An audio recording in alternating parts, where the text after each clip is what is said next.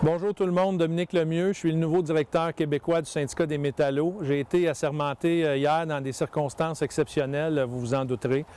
Dans un premier temps, je tiens à saluer le travail d'Alain Croteau, mon prédécesseur, qui a milité 40 ans de sa vie auprès du syndicat des métallos au Québec. Je suis convaincu qu'Alain, dans ses nouvelles fonctions, va être capable de nous supporter à sa façon pour faire face à cette crise-là. On vit une période difficile, très difficile même. Il y a des déchirements dans nos milieux de travail, il y a beaucoup de craintes.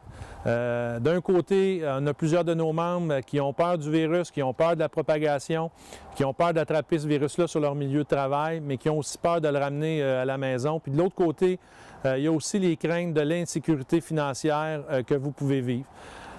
Ces craintes-là, je les comprends, mais ils sont surtout réels. C'est important plus que jamais de serrer les coudes, de prendre soin les uns des autres. Je tiens à saluer aussi le travail de l'ensemble des officiers et officières métallos qui font un travail incroyable, qui vivent un stress incroyable. Puis à toute notre équipe de permanents, permanentes aussi qui continue à donner le service à distance avec le télétravail. Tout aussi notre équipe technique, puis l'ensemble de nos bureaux régionaux qui continuent de répondre à la demande. Comme je le disais tantôt, je suis conscient qu'il y a des pertes de revenus, que ça peut amener beaucoup de tensions dans vos familles. Il y a un flou présentement. Dans certains cas, c'est l'employeur qui compense. Dans l'autre cas, c'est les assurances collectives. On voit que le gouvernement a annoncé différentes mesures. On continue à travailler d'arrache-pied pour vous fournir toutes les explications puis pour faire en sorte de vous rediriger vers les bons endroits pour compenser vos pertes de revenus. On parle souvent de services essentiels.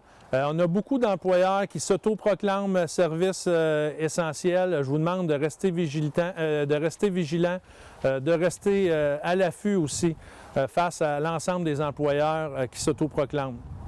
On parle souvent dans les médias du travail fantastique des travailleurs, travailleuses de la santé. Je leur lève mon chapeau, vous faites un travail fantastique. Mais je tiens aussi à saluer le travail de plusieurs métallos qui sont sur la première ligne. Si on fait juste penser dans l'industrie du transport, on a plusieurs métallos qui travaillent à la livraison, qui font en sorte que le Québec manque de rien présentement.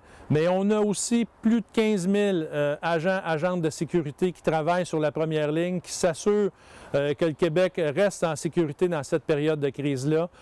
On travaille d'arrache-pied pour vous négocier des primes. On a vu dans d'autres milieux de travail des primes de risque. Donc, on va s'assurer dans les prochains jours, prochaines semaines, de tout faire pour vous négocier ce type de primes-là. Mais ça remet les idées en place.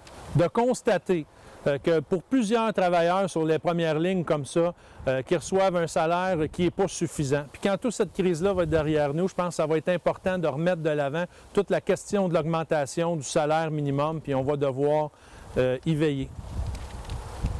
Pour tous ceux et celles dont le milieu de travail reste ouvert, pour tous ceux et celles que les usines restent ouvertes, je tiens à rappeler que c'est la décision du gouvernement du Québec. C'est le gouvernement qui décide qui est service essentiel ou pas.